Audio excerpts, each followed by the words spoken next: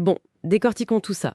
Imaginez travailler avec un stagiaire super enthousiaste, un gars qui a genre mémorisé l'intégralité d'Internet à la virgule près. Ouais, le collaborateur ultime sur le papier, quoi. C'est ça. Il parle couramment toutes les langues, il connaît la physique quantique sur le bout des doigts, mais il manque tellement de bon sens qu'il ne sait pas intuitivement qu'une pomme tombe vers le bas si on la lâche. C'est le grand paradoxe de l'intelligence artificielle générative. On interagit avec ces systèmes tous les jours, on leur confie nos emails, nos analyses, et on a vite fait de leur prêter une forme de conscience. Ou au moins une logique humaine. Sauf que, pas du tout. Non, absolument pas. Et ce qui est fascinant ici, c'est que pour vraiment comprendre cette illusion, il faut regarder ce qui se passe sous le capot. Et notre exploration d'aujourd'hui se base sur une source vraiment géniale pour ça. Il nous ramène à une équation mathématique étonnamment simple qui date des années 80. Du coup, notre mission pour ce décryptage, c'est de détruire un peu le mythe. Oublier le cerveau électronique. Un grand modèle de langage, un LLM, c'est fondamentalement juste une fonction d'autocomplétion sous stéroïdes. Exactement. C'est ce qu'Amini appelle le décodage autorégressif. En gros, la machine lit une séquence, elle calcule une probabilité, elle devine le mot suivant, le fameux token, et elle le réinjecte dans le système. Et ça recommence. Une boucle infinie. Si je dis « il pleut des cordes aidées », Elle prédira chien ou chat en anglais, ouais.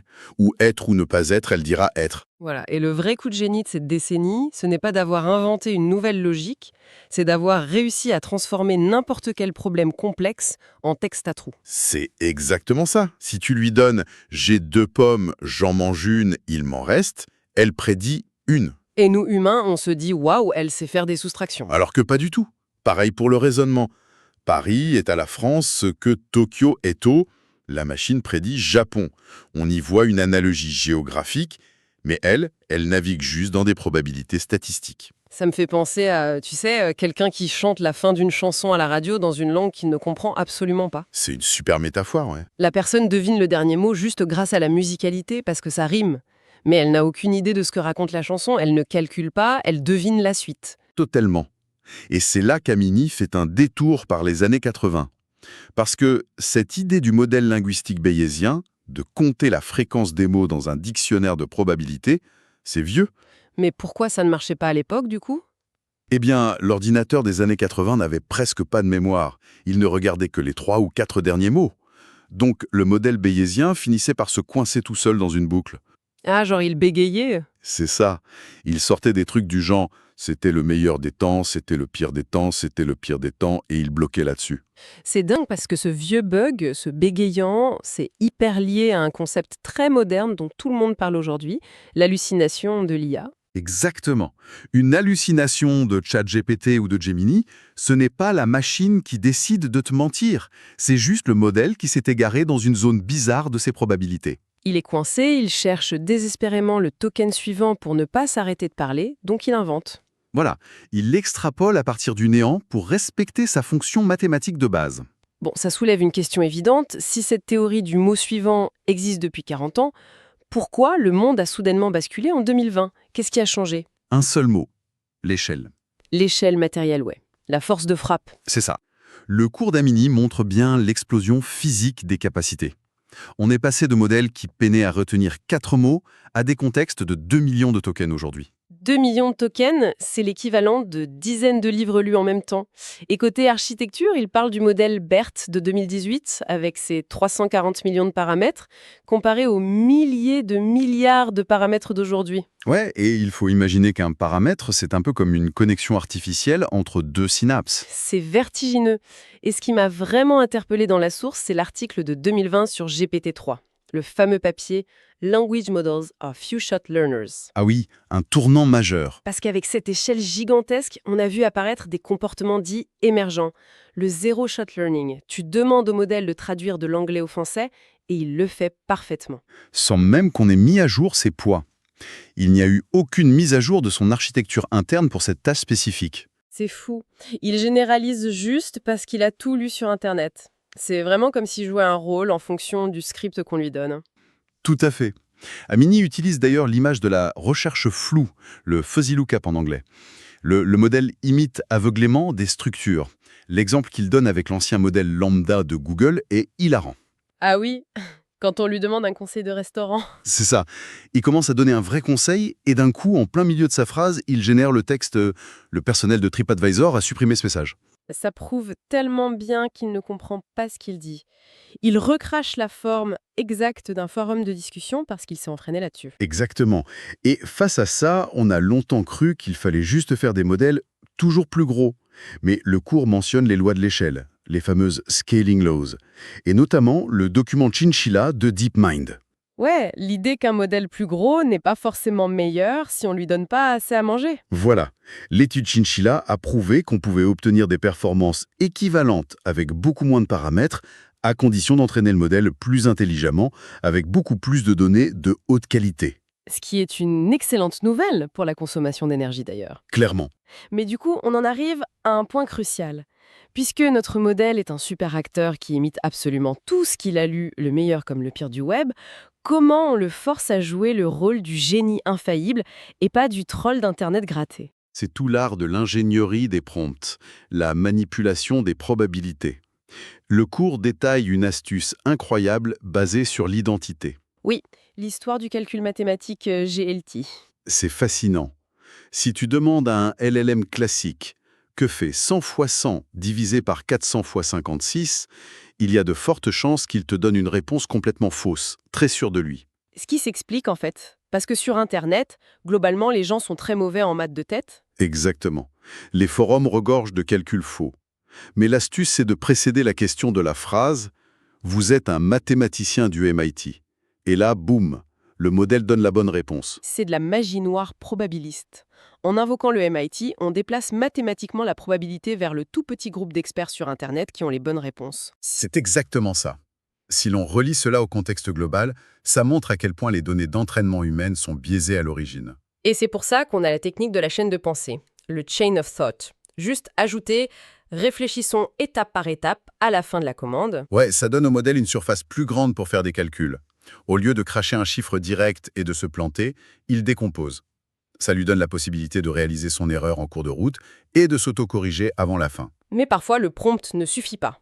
Si on veut qu'une IA adopte un ton spécifique en permanence, on ne va pas réentraîner des milliards de paramètres. Ça coûterait des millions. Et c'est là qu'Amini parle du LoRa. Le Low Rank Adaptation, oui. J'adore cette technique.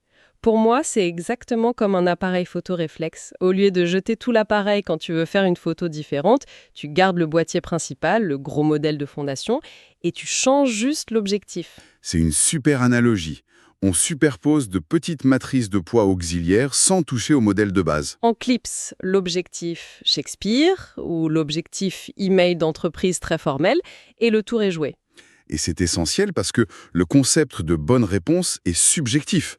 Le coffre d'une voiture, c'est un trunk aux États-Unis, mais c'est un boot au Royaume-Uni. Le cours donnait même l'exemple du sandwich dans le New Jersey qui a 3 noms différents selon le quartier. Voilà. L'IA doit pouvoir naviguer entre ces différentes saveurs de langage. C'est tout l'enjeu du réglage des instructions et de ce qu'Anthropic appelle l'IA constitutionnelle. Il faut redresser la barre pour éviter les dérives. Sauf que, et c'est là qu'on aborde la face sombre, cette capacité d'imitation a des angles morts terrifiants. Quand l'acteur n'a plus de règles physiques pour s'ancrer, il improvise n'importe quoi. C'est le problème des hallucinations coûteuses. Amini rappelle le cas juridique Vargas, qui a fait les gros titres. Ah oui, l'avocat qui a utilisé l'IA pour préparer sa défense. C'est ça. L'IA a créé des citations de jurisprudence extrêmement convaincantes, avec des numéros de dossier, des noms de juges, mais tout était totalement inventé de A à Z. Ou quand l'IA te sort avec aplomb qu'un vieux boulier en bois est plus rapide que l'ADN pour calculer des algorithmes de deep learning, elle ne doute de rien. Et il y a aussi les biais sociétaux. L'autocomplétion qui présume systématiquement qu'un médecin est un homme et qu'une infirmière est une femme. Mais l'exemple qui m'a le plus retourné le cerveau, c'est celui des échecs. Ah, la fameuse partie d'échecs. Ouais, ça. On fait jouer l'IA parce qu'elle a ingéré des millions de transcriptions de parties d'échecs. Elle joue super bien au début comme un grand maître, et soudainement, elle fait sauter sa reine par-dessus un cavalier, un mouvement strictement illégal. Comment c'est possible? On ne lui a jamais montré de partie illégale. C'est là qu'on comprend vraiment sa nature. Elle ne voit pas le plateau de jeu, elle ne comprend pas la géométrie des pièces, elle prédit du texte, de la notation alphanumérique. La syntaxe l'emporte sur la physique de notre monde. Totalement. Et si on ne fait rien pour la bloquer, ça mène à l'empoisonnement des données, ce qu'on appelle le mode collapse. C'est le risque de voir les futurs modèles s'entraîner sur ces délires synthétiques générés par d'autres IA, créant une boucle totalement dégénérative. D'où ma question, comment on l'empêche de tricher aux échecs ou d'inventer des lois, puisqu'on ne peut pas lui enseigner la gravité ou la justice avec de simples mots? Amini explique que la solution passe par des policiers layers, des couches de politique. Des arbitres, en quelque sorte. Exactement. Des systèmes externes classiques qui vérifient les règles avant de laisser sortir la réponse. Et pour la connaissance, c'est la méthode RAG, pour Retrieval Augmented Generation. C'est marrant, pour moi, le RAG, c'est comme dire à l'IA « Écoute, tu parles très bien, mais tu as une mémoire désastreuse. Donc voici les documents officiels, lis-les et fais-moi un résumé propre. » On sépare son talent oratoire des faits concrets. C'est le meilleur moyen de la garder sur les rails, ouais. Mais pour combler le fossé entre le texte généré et le monde réel, fournir une base de données ne suffit plus. C'est là qu'Amini introduit l'évolution ultime. Et c'est là que ça devient vraiment intéressant. On passe du LLM bavard à l'agent IA. C'est comme si on donnait un smartphone et des gras à notre stagiaire surdoué mais isolé. C'est exactement ça. Un agent, contrairement à un simple LLM, est capable de planification, de raisonnement et surtout d'utiliser des outils. Tout ça s'articule autour d'un document appelé REACT, pour Reasoning and Action.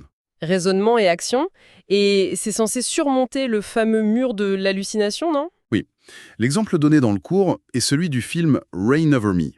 Si tu demandes l'année de sortie à un LLM classique, il va peut-être deviner et affirmer fièrement 2010, ce qui est faux. Alors qu'avec le framework React, on l'incite à avouer qu'il ne sait pas. C'est ça. En fait, on l'incite à penser. Le modèle génère une pensée du genre « je dois chercher l'info sur le web ». Cette pensée déclenche une vraie recherche Internet. Il observe le résultat de la requête, qui est 2007, et là, il corrige sa réponse. C'est fou de le voir s'auto-corriger en direct en interagissant avec l'extérieur. Et l'exemple du jeu d'aventure textuel est brillant aussi. Tu sais, le jeu où il faut poser la salière sur le tiroir. Ah oui, très révélateur. Si on laisse l'IA juste faire des actions, elle tape « prendre salière », le jeu dit « il n'y a pas de salière » et elle recommence en boucle comme un robot cassé. Mais si on couple l'action avec une étape de raisonnement, elle lit le message d'erreur, elle déduit qu'elle est dans la mauvaise pièce et elle décide d'aller dans la cuisine. C'est la boucle d'observation qui change tout. Et pour aller plus loin, le cours mentionne le document Toolformer. C'est là qu'on apprend carrément au modèle à appeler des API externes de lui-même. Il insère ses propres balises dans le texte. Genre, il sait qu'il doit ouvrir la calculatrice ou faire une recherche Wikipédia. Et le génie de cette méthode, c'est la manière dont ils filtrent ce qui est utile. Ils optimisent la fonction de perte. C'est-à-dire, En gros, si l'IA appelle Wikipédia pour chercher la ville natale de Joe Biden, ça aide énormément à donner la bonne réponse. Donc l'algorithme récompense ce comportement. Mais si elle cherche sur Wikipédia dans quel pays se trouve la ville de Pittsburgh, ce qu'elle sait déjà avec 99% de certitude, statistiquement, voilà, cet appel API ne réduit pas la marge d'erreur, donc le système le pénalise et lui apprend à ne pas faire de recherche inutile. c'est un apprentissage de l'efficacité pure. Et ça nous amène à la fin de la conférence, à un exemple tiré de la session de questions-réponses qui m'a littéralement laissé sans voix. L'application aux atomes, c'est extraordinaire. Ouais. L'idée que cette capacité prédictive, ce truc qui sert à deviner le mot chien ou chat, peut s'appliquer à la matière physique. Ils ont nourri des modèles structurés comme des LLM avec non pas des mots mais des positions d'atomes de sodium et de chlore. Le langage de la chimie, en somme. C'est ça, et simplement en lui demandant de deviner le token suivant, le modèle a réussi à prédire la structure géométrique exacte des cristaux de sel en 3 dimensions. Sans qu'on lui ait jamais appris les lois de la physique ou de la cristallographie, il a juste complété le texte à trous moléculaires. Ça veut dire que les agents IA de demain ne vont pas juste lire Wikipédia pour nous faire des résumés. Ils vont accélérer la recherche fondamentale de manière exponentielle. C'est une certitude. C'est le moment de synthétiser un peu tout ce chemin parcouru. Pour ceux qui nous écoutent, on est parti d'un petit modèle bayésien des années 80 qui bégayait en boucle pour arriver aujourd'hui à des modèles de 1000 milliards de paramètres capables d'invoquer des outils externes et d'agir comme des agents autonomes. Grâce au framework React et au fine-tuning way. Et la prochaine fois que l'on fait une requête à une IA, il y a une vraie leçon pratique à tirer de cette plongée. Gardons en tête qu'on parle à un acteur qui cherche le mot suivant. Il ne faut surtout pas hésiter à manipuler les probabilités. Exiger qu'elle réfléchisse étape par étape ou demandez-lui d'agir comme l'expert mondial du domaine. C'est comme ça qu'on pousse l'outil au maximum de ses capacités tout en limitant les hallucinations. C'est de l'ingénierie mathématique à portée de clavier. Et pour clore notre analyse, Je voudrais qu'on s'arrête une seconde sur cette histoire de cristal de sel. C'est la réflexion finale, ouais. Exactement. Si une technologie initialement inventée pour deviner la phrase «il pleut des cordes» est capable, une fois exposée à la chimie, de prédire spontanément la structure d'un minéral, que va-t-il se passer quand ces mêmes moteurs d'autocomplétion géants seront entraînés sur les milliards de séquences de l'ADN humain ou sur l'intégralité des données climatiques mondiales de ces 100 dernières années? L'intelligence artificielle finira-t-elle par autocompléter le traitement d'une maladie orpheline incurable ou la solution parfaite à une crise météorologique, tout simplement parce qu'elle cherche avec une précision mathématique le prochain mot de l'univers?